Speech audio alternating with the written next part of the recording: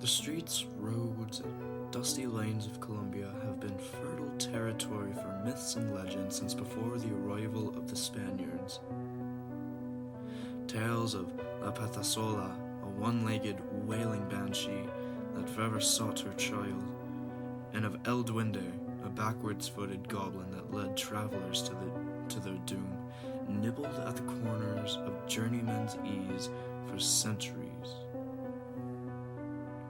Although these stories mainly troubled those living in or passing through rural areas, the growth of cities brought with it a new breed of urban legend rooted in the primal distrust we still harbor somewhere deep inside of modern technology. An example of this is the phantom bus that allegedly roams the city streets at night.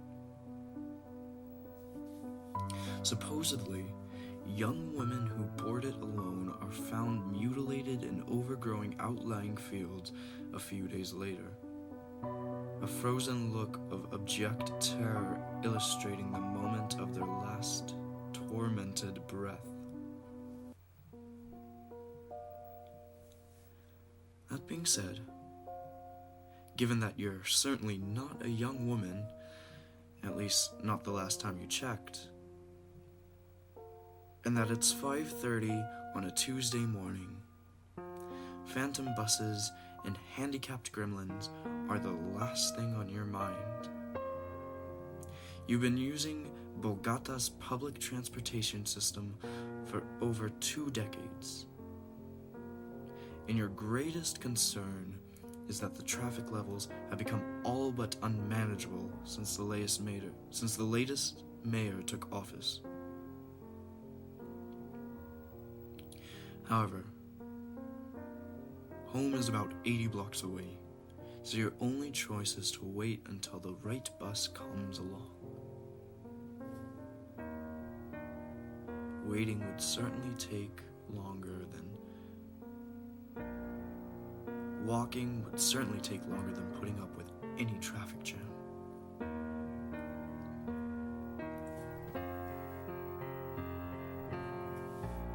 When the bus displaying the route sign you're hoping for shows up, its advertised fare is 200 pesos lower than the standard going rate these days. This usually indicates that the vehicle in question is older and a bit more uncomfortable than most, but no bus rider in the history of the city has ever given a damn about that. Folks consider themselves richer and above this mode of transportation, pay 7 times as much to get around by cab, and statistically expose themselves to a higher chance of getting mugged or robbed. But hey, more power to them, right? Never one to avoid seeking further discounts. You ask the wizened driver if he'll let you on for 1,000. The wrinkled, musty-looking man's eyes never leave the road as he silently takes your bill, slides it into the hanging bony gear stick. Satisfied? You turn your attention to the cabin. What would make this ride ideal would be an empty seat. Curiously enough, considering the time of day, there aren't enough passengers aboard for anybody to be standing. A few available spots are in sight, so you choose one on the left, towards the middle. Both the aisle and window seats are free, and you sigh contentedly as you sprawl out on one with your knee nested on the other.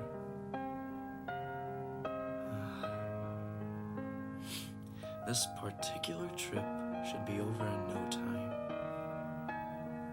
The driver's radio is off and your cell phone's battery ran out an hour ago, so you pass the time staring out the window and watching vendors ply their wares and car drivers nodding along to whatever music they're enjoying. Your position eventually starts taking a toll on your back, so you straighten up and take the and take the chance to examine your fellow passengers. None of them seem to be riding together, given that everybody's quietly facing the front of the bus. They're also all uncommonly old. Not in the sense that they're all over 100, but in the sense that nobody seems to be under 75. You find this a bit odd, and for a brief moment, the idea that you don't belong there flashes through your mind. It's a silly thought, but combined with the bus's particularly strong, although not necessarily atypical, smell of must and metal, it makes you look forward to the end of the trip. Nevertheless, as there are another 30 or 40 blocks to go, you look out the window again, zone out, and let your mind go where it will for a while. The sight of Pacho's bakery pulls you out of your reverie 20 minutes later. You get up and make your way past the silent companions to the rear exit, where you hunt for the little silver button that will let the driver know you've reached your stop. As you spot it above the door, you realize that nobody's boarded or left the vehicle since you got on, which is particularly weird for rush hour. Shrugging it off as a weird coincidence, you press down on the button and grab onto the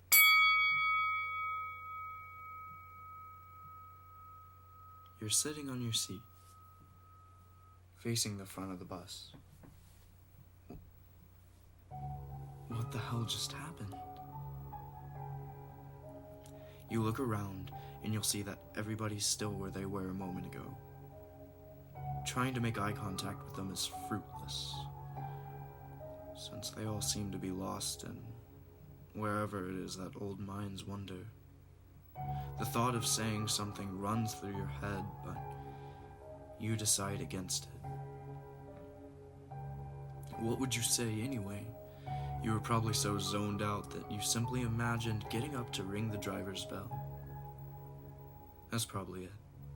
Your daydreams are occasionally so vivid, leaving them as downright startling.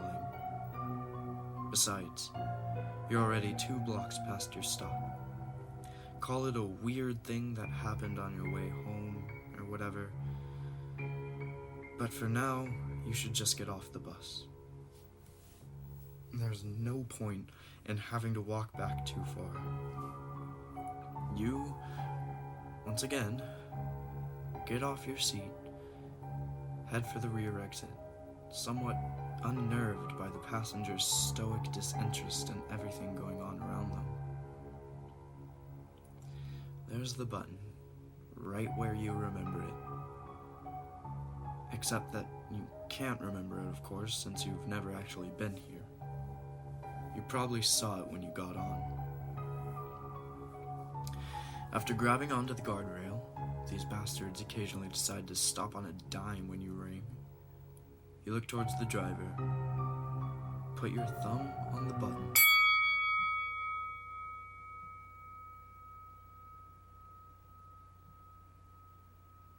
You're sitting on your seat, facing the front of the bus. A piercing chill runs down your spine, and instead of fading away, it spreads through every one of your extremities. It's not a shift in your body or ambient temperature. It's the chill you feel when you're suddenly consumed by the level of fear that slightly precedes terror. Something's really messed up here.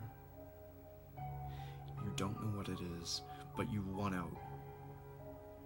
You don't want to be here anymore. A feeling of bitter solitude is now gnawing at your mind. Whatever these people around you are thinking, they clearly don't give a damn about what's going on with you. Therefore, you once again decide to avoid saying anything and simply lift yourself off the seat, not processing the fact that you did it with less agility than you should have.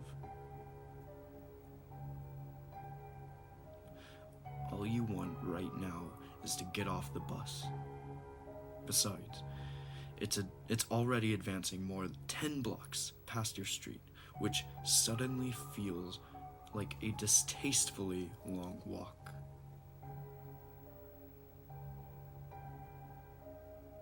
This is all secondary to the point at hand, however. You have to get off this damn thing. As you make your way to the back, an old lady in the back row looks up at you. Her expression tells you nothing, but the way it fixes on you, on your torso to be precise, as if you were just another chunk of the vehicle, further spikes the almost overpowering sense of dread now coursing through your veins. Whatever. You can't panic. Not now. You stand at the back of the bus. Instead of going for the button, you yell at the driver. You yell at him to stop, to let you off, that you've already rung twice, but nothing comes of it. You curse at him, tell him that he will die, and wish great evil upon his kin, but the door remains unmoved. The man is not listening, nor does he care, nor does he want you to get off. But you don't give a damn about what he does or doesn't want, so you grab onto the bars, take a step back for momentum, and send a solid kick right into the column of the hinges that... You're sitting on your seat, facing the front of the bus.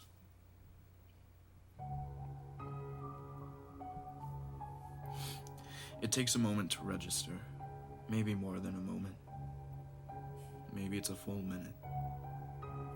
And as you realize that the bus doesn't want you to leave, you also realize that your right knee hurts with an unnatural, piercing sharpness. It's the same leg you used against the door, and now it feels like it's all but broken. This quickly becomes a distant concern when you attempt to massage it, though,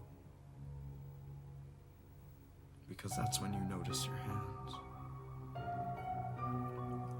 These are not the hands of a 25-year-old.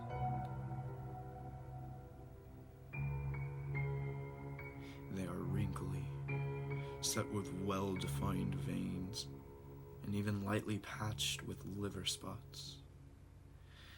As you study your hands and your arms, cold terror envelops every corner of your psyche. You touch your face and feel wrinkles and whiskers that didn't previously exist on your cheekbones. Your head is patched with a few anemic strands of hair as your fingertips graze your coarse scalp. A spark of electricity shoots through it and down into the most private recesses of your being. Your eyes dry up, opened wide and unbelieving, as you feel a 7-ton lump of horror coalesce in your otherwise paralyzed throat.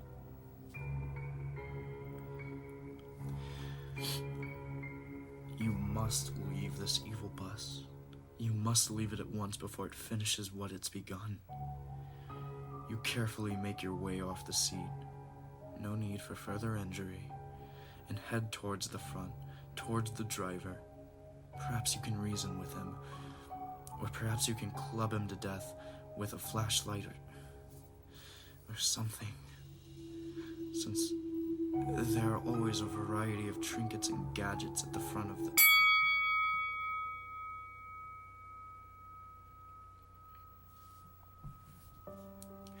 It takes a good 5 or 10 minutes for you to come to terms with what's happening to you, to understand that your life is vanishing before your eyes. Your hands are now like those of your grandmother. Your back hurts from its base all the way to your neck, and your eyes can barely focus on the huge signs posted above the windows. Even your mind isn't as sharp as it used to be. It takes you a while to determine that you should make another attempt to get to the exit. Perhaps violence is not the answer. Perhaps you can gently pull it open. Perhaps if you treat the bus like a living, gentle being instead of like a demonic machine, it will let you out. And perhaps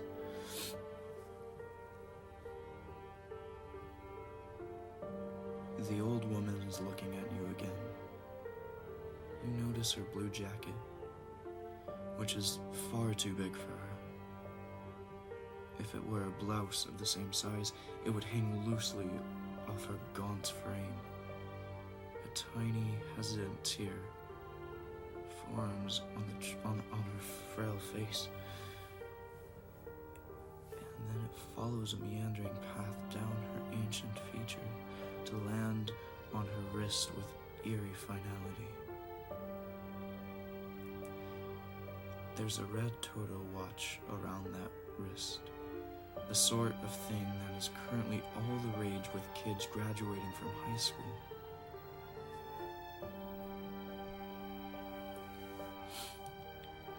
You examine the door, two panes joined by a vertical line of hinges, coated on the right by a rubber pad to avoid contact damage. The door is slightly bent inwards, and as you notice, this glimmer of hope runs through you. If you can just insert.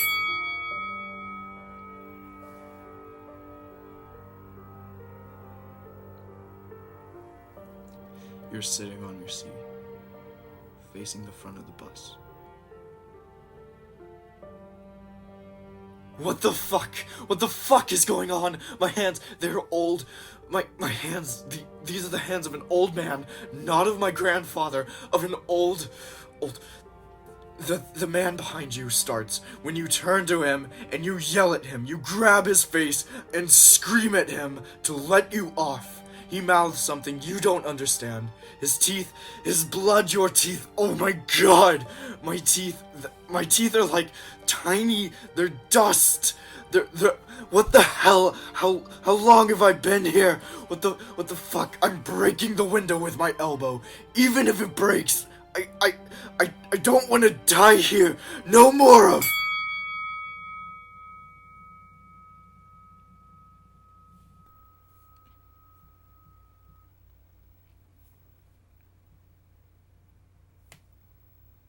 You're sitting on your seat, facing the front of the bus.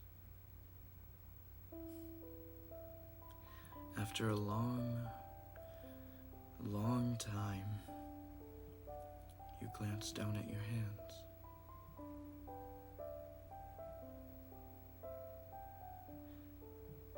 They are gnarled, rheumatic, blood-splattered claws of a hag that's seen more than one generation's share of horrors. A hag? A hag is not the right word. A hag is a woman, right? At least, so it was in your mother's stories. Like those of La Pata Sola. Your knee still hurts, but not as much as your elbow. It feels like it's shattered. Oh yes, this bus. You must get off it. You know you must get off it now. You do not remember why you must. But it's imperative that you do. It's urgent. It was urgent. are so tired. You try to lift yourself off the seat, but your knee buckles under your weight. It is by chance that you fall back down on the bench. You must get off the bus. You remember these buses? They used to take you to work. You steady yourself on the bench. You will try to get off the bus. You must rest. The bus can wait.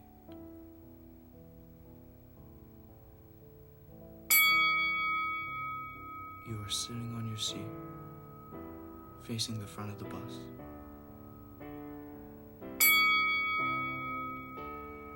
You are sitting on your seat, facing the front of the bus.